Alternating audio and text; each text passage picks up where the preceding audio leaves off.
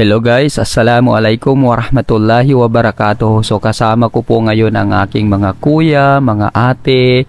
So nakikita nyo guys yung nasa likuran ko. Yan po yung libingan ng aking tatay na namatay na. So naisipan namin, bisitahin po namin guys yung libingan ng aking tatay kasi yung kuya namin na hindi niya po nakita since namatay yung tatay namin. So yun, napag-isipan namin na bisitahin ang libingan ng aming tatay at maglinis din dito. So nagbayanihan po kami dito guys, tulong-tulong, mga pamangkin, lahat po kami dito. So yan po guys, nilinisan namin yung puntod ng libingan ng aming tatay. So far, alhamdulillah, dahil dito nakalibing at galing po kami ng Cotabato City. So nag-travel po kami guys ng napakalayo. So nakarating kami dito ng maayos, walang problema dahil po ay nabisita namin ang aming tatay at masaya po kami lahat.